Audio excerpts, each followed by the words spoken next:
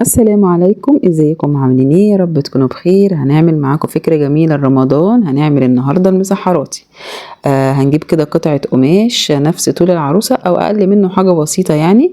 هنبتدي ان احنا نحط قطعة القماش كده ونقيس عليها العروسة، ونسيب كده مسافة من الجنب حوالي 10 سنتي من كل ناحية اللي هي مقاس الايدين. وهبدأ بعد كده اجيب قطعة تانية غامقة. انا هعمل القطعة الاولانية الجلابية، والقطعة التانية هتبقى العباية. بس القطعة التانية تبقى نفس العرض وكل حاجة، بس الطول هو اللي هيبقى اقصر من القطعة اللي احنا هنعمل منها الجلابية. هبتدي ان انا اقسم كده القماشة كده نصين، هي طبعا اصلا مقسومة معايا نصين. ابتدي اتنيها تاني كده، وهبتدي ان انا احدد وهقص زي ما انتوا شايفين كده الكم بالجسم. يعني انا هبتدي ان انا الف كده دوران، ادي الكم. وهلاحظ ان انا الحتة اللي انا هسيبها هتبقى مقاس العروسة وواسعة شوية كمان عليها. تابعوا معايا كده الفيديو الاخر. الفكره بسيطه وسهله وتقدروا تعملوها بكل بساطه وما فيهاش اي حاجه. كده بقت معانا اهي الجلابيه. نبتدي بقى ان احنا نفتح فتحه كده للرقبه، اتنيها برده من النص، وابتدي اقص دايره كده. هتبقى معايا الجزء ده اللي انا هدخل منه راس العروسه او المسحراتي. كده خلاص انا قصيت دوران الرقبه. انا كده معايا الجلابيه جاهزه. هحط اهي عليها العروسه معايا كده نفس الطول اهو. المهم ما تبقاش اطول منها عشان ما تبقى رجلها تبقى باينه. ابتدي ان انا اخيطها بالابره او ان انا الزقها بالشمع اللي انت تحبيه. انا هنا خيطتها بالابره. ابدا بقى ان انا اقلبها كده. طبعا تقدري تستخدمي اي قماش متوفر عندك، طرحه قديمه، بواقي ملايات، اي حاجه متوفره عندك. بواقي قماش مش هنستهلك اصلا غير قطع صغيره من القماش. انا هبتدي دلوقتي اشيل بقى الايدين واشيل الراس. انا هنا طبعا زي ما انتم شايفين لازقه كده الراس بالسوليتيب، ما رضيتش اشيل الشعر بتاعها، وكده كده هيتدلى معانا. وطبعا هنعمل شعر المسحراتي لان طبعا لونه اصفر مش هينفع نسيبه كده. ابدا كده ادخلها، وطبعا في لبس تحتيها ممكن بعد ما انا اركب او اسيبه. لو انت عايزه تسيبي اللبس سيبيه. انا هبتدي ان انا احط بقى كده اليد، وابتدي ان انا اركب اليد كده من جوه من تحت الكم، وهو هشيل كده اللبس انا مش عايزاه. ابدا بقى اركب بقى الايدين والراس، ونشوف بقى هنعمل ايه، ونشوف المقاس طلع مظبوط اهو. زي ما انتم شايفين الجلابيه طلعت تمام ومظبوطه. نبدا بقى ان احنا نجيب بقى العبايه اللي هيلبسها. طبعا احنا قلنا هي بس هتكون اقصر شويه منها حوالي 3 سنتي. هبتدي ان انا اقص نفس الدوران بس على اوسع شويه، اعرض الكم شويه واخلي العبايه اوسع شويه من الجلابيه، لان دي هتبقى عبايه فوق الجلابيه بتاعته. نبدأ بقى نقص كده الدوران، ونتابعوا بقى معايا الفيديو للآخر. في تفاصيل كتير وإن شاء الله تعرفوا تعملوه بكل سهولة وبأقل الإمكانيات. طبعا كل الولاد والبنات تلاقيهم عندهم عرايس موجودة في البيت، بدل ما ترموها تقدروا إن انتوا تحولوها لمسحراتي ويبقى فكرة وديكور لرمضان جميل. هبدأ بقى بعد ما قصيت كده الدوران برضو أقص فتحة الرقبة أوسع شوية، وبعد كده هبتدي إن أنا أفتح فتحة من النص كده للعباية، الجزء الأمامي بس. للجزء الامامي بس. ابتدي ان انا بس اساوي كده الجنبين على بعض عشان يطلع معايا المنتصف مظبوط. اقصه كده، وبعد ما هبتدي ان انا اخلص قص الجزء ده هبدا ان انا اعمل دوران للعبايه من قدام علشان تديني كده شكل ظريف، وتبين لي كده جزء من الجلابيه تحتها. وطبعا هيبقى فاضل معايا التزيين. تقدري بقى تزينيها باي حاجه، اي بواقي شريط تزيين عندك، كلفة، اي حاجة تقدري ان انتي تزيني بيها العباية. انا هيبقى دوران اهو بقصه معاكم على الحرف بس. اخد كده الطرف كده دوران. هيبقى كده العباية جاهزة معايا ان انا اخيطها. طبعا هبتدي ان انا برضو اخيطها او الزقها بالشمع. يعني اللي مش عنده او مش هيعرف يخيط يقدر انه يستخدم الشمع، وبرضه هتطلع معاه مظبوطه والفكره هتبقى تمام. عندك مكنه تقدري تعمليها على المكنه. هنا هستخدم شريط تزيين فضي، وطبعا اي شريط متوفر عندك تقدري تستخدميه، مش هنقف على حاجه معينه يعني. بس بتظهر معايا كده شكل العباية وتديني كده بروزة للعباية من قدام. هبدأ بقى هنا استخدم الشمع. وهنا لو استخدمتي شريط تزيين يكون قماش، يعني ممكن ان انت برضو تستخدمي الخياطة. يبقى احنا كده مش هنستخدم شمع خالص في الجلابية او في العباية. لكن هنا انا اقدر ان انا استخدم الشمع على حسب المتوفر طبعا عندك.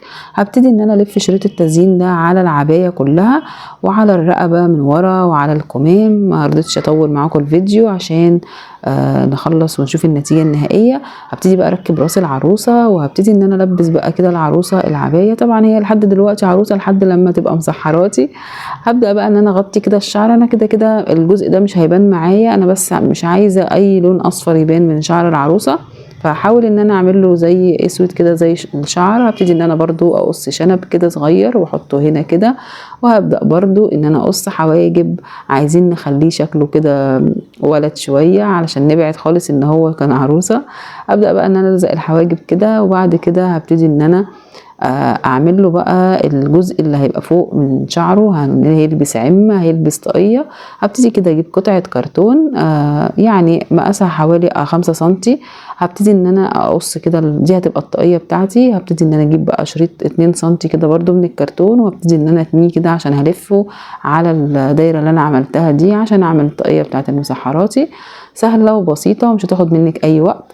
برضو هستخدم بقى هنا الشمعة، هبتدي ان انا الزق كده على الحرف الجزء ده، وبعد كده بعد ما هنلزقها طبعا على الدوران كله ابدا بقى ان انا اغلفها باي لون فوم او قماش او اي حاجه استخدمها، او قماش جوخ، اي حاجه متوفره عندي. كان هنا هستخدم الفوم واستخدمته هنا اللون الاحمر. ابدا بقى ان انا كده اقص الزياده من حوالين الطاقيه كده، بسيطه طبعا تغليفها زي ما بنغلف اي حاجه، تعودنا دايما بنلزق وابتدي ان احنا نقص عشان تطلع معايا كده زي ما انتم شايفينها كده. هكمل تغليف الطاقية كلها كده برضو بالفوم الأحمر، وبعد كده بقى هنشوف هنعمل ايه. هنلزقها بقى كده على راس المسحراتي كده من فوق، وبعد كده هنجيب اي قطعة قماش لون العباية او لونها ابيض، اي حاجة اللي هنعمل بيها العمة.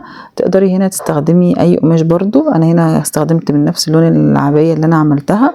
هجيب قطعة قماش كده طويلة شوية وابتدي ان انا اتنيها، ونبتدي بقى نلفها كده زي ما انتم شايفينها، نطلعها شكل العمة على قد ما تقدري.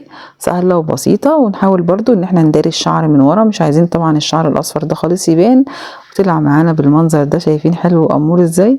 نبدأ بقى نعمل القاعدة اللي هيقف عليها المسحراتي.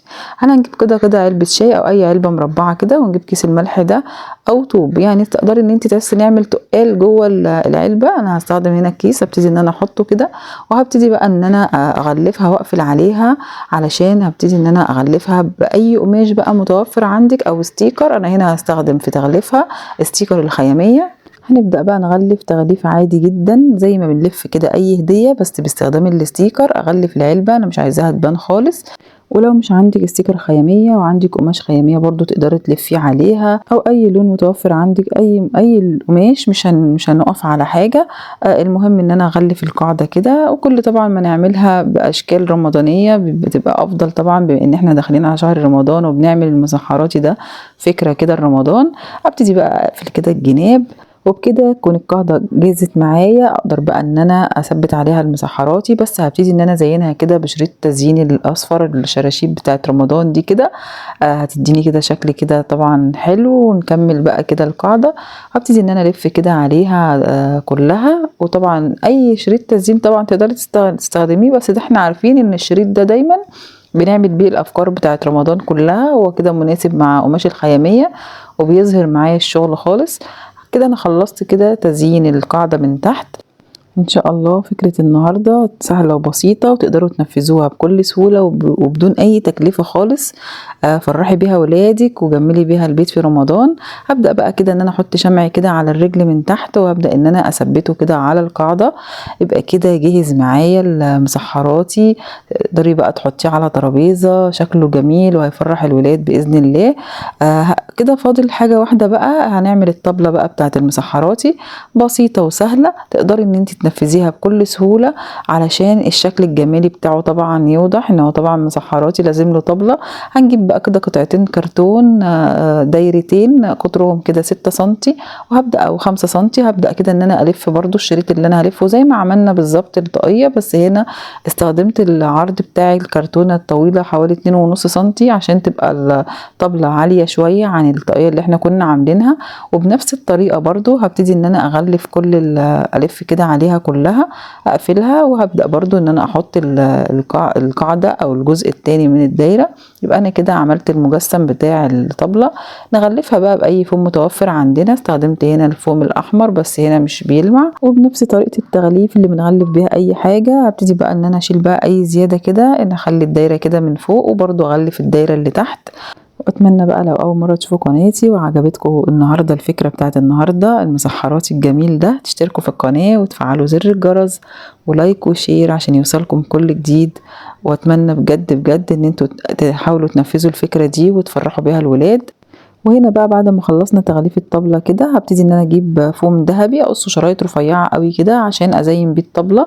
هبدأ بقى كده ان انا احط شريط كده من فوق، هنستخدم برضو الشمع، ولو هو فوم بيلزق تقدري ان انت تلزقيه كده على طول. طبعا نخلي كده الطبلة شكلها جميل علشان تظهر كمان معايا الفكرة بتاعتنا. وبرضو هنبتدي ان احنا نحط شريط من تحت، والفكرة سهلة بسيطة جدا. طبعا تقدروا تنفذوها كمان، الطبلة دي فكرة لوحدها تفرحوا بيها الولاد، يبقى زي توزيعات كده، ممكن تحطوا جواها كمان بونبوني او تمر او اي حاجة وتدوها للولاد، هتبقى فكرة حلوة. وابدا كمان احط كده الشريط اللي تحت، ونبتدي نعمل بقى كده زي سبعات وتمانيات على الطبلة كده من المنتصف. هتبقى الطبلة كده جاهزة معايا، تشوفوها في الاخر شكلها يعجبكم جدا ان شاء الله. بعد كده بقى محتاجة ان انا اعمل لها الشريط اللي هتتعلق منه في رقبة المسحراتي. اي قماشة او اي شريط او اي حاجة هتقدري تستخدميها هنا في الفكرة.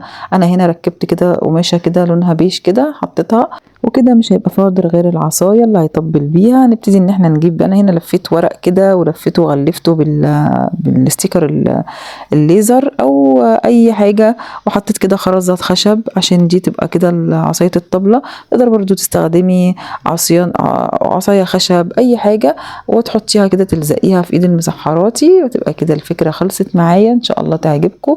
وتعالوا بينا بقى نشوفه في الاخر شكله بقى عامل ازاي. شايفين حلو قوي قوي قوي، هيعجب الولاد جدا. يا رب تكون فكرة النهاردة عجبتكم والمسحراتي بتاع النهاردة عجبكم. اترككم في رعاية الله وامنه، والسلام عليكم ورحمة الله وبركاته.